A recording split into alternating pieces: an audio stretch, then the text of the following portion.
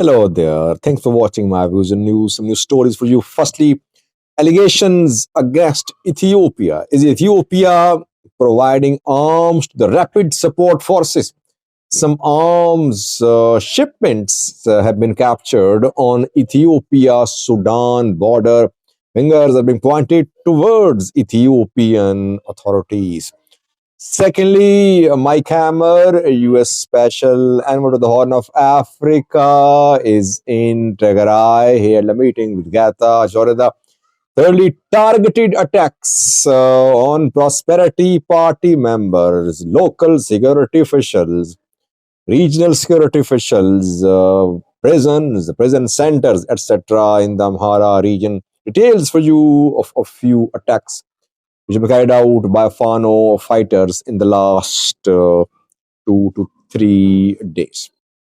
Firstly, viewers, rapid support forces in Sudanese military have been involved in the civil war in Sudan, and Sudanese military is openly accusing the UAE that United Arab Emirates is providing weapons, logistical support, the rapid support forces through Central African Republic, Chad, Uganda.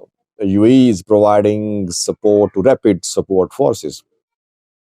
Ethiopia has not been accused so far, but a new development indicates that maybe we could see similar allegations against Ethiopian government too by Sudanese military, that Ethiopia is involved in support of rapid support forces. By the way, Ethiopia-Sudan relations are not very friendly. Though Al-Burhan have visited Ethiopia, but Ethiopia was the last country visited by Al-Burhan. Al-Burhan visited Egypt, South Sudan, Kenya, Eritrea twice, but at the end he visited Ethiopia. And Ethiopia-Sudan border issue over Al-Fashaga still unresolved. A few days ago, we heard from some Ethiopian officials who said that they were waiting for response from Sudan regarding the resolution of the issue about Al-Fashaga. So it's still an unresolved issue. Ethiopia has not accepted the status quo, which is in the form of Sudanese military being in control of almost entire Al-Fashaga. Now, some weapon shipments have been captured on Sudan-Ethiopia border, and it is being alleged that the weapon shipments came from Ethiopia. Sudan's military did not name Ethiopia, but they indirectly, I think, accused Ethiopian government. 2 boats filled with arms have been captured, light arms, on Sudan-Ethiopia border. The boats entered Sudanese territory from Ethiopia reportedly. Upper Atbara and Takaze rivers originate in Ethiopia and enter Sudan. And from these rivers, the boats have been captured by Sudanese authorities in Gedaref. Gedaref is Sudan's regional state which has border with Ethiopia.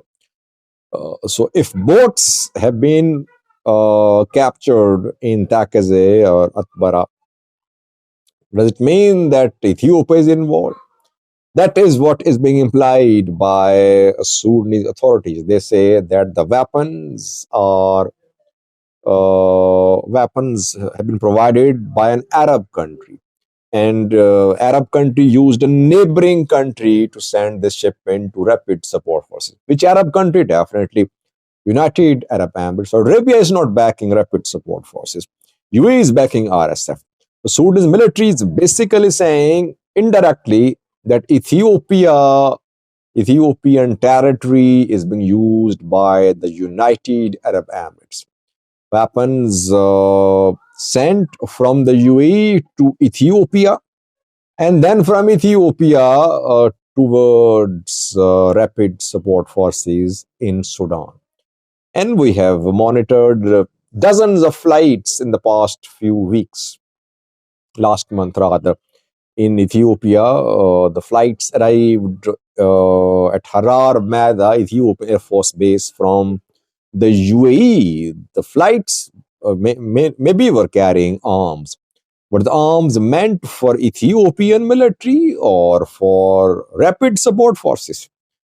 Difficult to say, but let's see, will Ethiopian government respond to these indirect allegations or not? And if the conflict in Sudan continues, I think we could see tensions escalate between Sudan's military and Ethiopian government. A broad regional alliance against Ethiopia is definitely taking shape. Isas Afwerki, Sudan's military, Somalia's Hassan Sheikh, Egypt's Al Sisi, all on the same page against Ethiopia. Ethiopia has UAE as its ally. UAE is not a neighbor, though UAE has tremendous clout in this region, but Sudan is calling UAE a monster, which is fueling conflicts in the countries of the Horn of Africa. Secondly, viewers, Mike Hammer, U.S. Special Envoy to the Horn of Africa, was in Tigray this morning. He had a meeting with Gata Shoreda, Tigray interim president. The U.S. ambassador to Ethiopia, Ambassador Medinga, was there too. What was the agenda? Agenda was DDR, demobilization, disarmament of Tigray forces, implementation of Pretoria deal, resumption of full-scale humanitarian assistance to the people of Tigray. Discussions have been held. Getachew has confirmed this meeting. Tigray wants action now from international community, from guarantors, from the mediators. It wants territories back. It wants it wants the start of return of IDPs, which could not start due to disagreements between the positions taken by federal government and Tigray interim government. Mike Hammer is in Ethiopia, 10-day visit. Mike Hammer is due to visit Ethiopia, Qatar, Djibouti, and then we'll see what will come out of this visit. Will somehow Tigray get some relief regarding its call for having territories back or not? We'll see in coming months. But this visit of Mike Hammer, I think, is very crucial for Tigray. No signs of start of talks between the government and Fano. Third round of talks between government and Ola could start in coming days. But there is a deadlock between Tigray interim government and Ethiopian federal government about the future status of disputed territories. Let's see, can Mike Hammer's visit produce any results? So we will see in coming days. Thirdly, viewers, targeted attacks now are being carried out by Fano fighters. I had a video a few hours ago saying that Fano fighters now are going to adopt two main weapons, two main tactics: assassination, ambush, targeted attacks, target killings, and they might not launch big, large-scale attacks on towns, cities. We will see a report from Vrata, South Gondar, where Vrata mayor house was bombed, allegedly by Fano fighters. And houses of other local security officials, revenue officials were also bombed by Fano fighters. Hand grenades were thrown there reportedly. Secondly, we received a report from West Wallo, Ganate, where Fano fighters entered yesterday, and then they abducted local prosperity party officials. They left the town and they took the local PP officials with them. And 2 days ago, they stormed Minjar prison center, before that Dangala prison, before that Vuldia prison.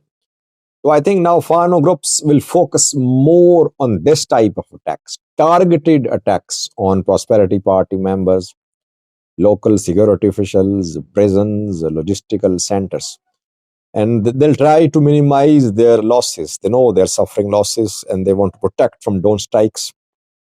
That is why we could see more such attacks like ambush assassinations, etc., in the Amhara region. Overall, I could not confirm any large-scale surrender by Fano fighters. 2 days ago, Ethiopian government made a call, gave a 7-day ultimatum to Fano fighters to surrender. And Daniel Kibret, the advisor to Ethiopian PM Abiy, last night claimed that Fano fighters were surrendering, but I could not confirm large-scale surrender. By the way, when Fano fighters start surrendering, if they did surrender, or if they surrender in large numbers, I don't think Ethiopian media will be quick to show the pictures, videos, but it has not happened so far. That is why so far no pictures, no videos. When military captures a few Fano fighters, it is quick to show these Fano fighters on TV, just to tell the people that military is in a strong position for suffering losses. I have not seen any pictures, videos, nothing happening on the ground in terms of large-scale surrender being claimed by some pro-government elements. It has not happened so far. 7-day deadline still not passed. Let's see. Will Fano fighters surrender? Will they continue their struggle? That remains to be seen. Thank you for watching.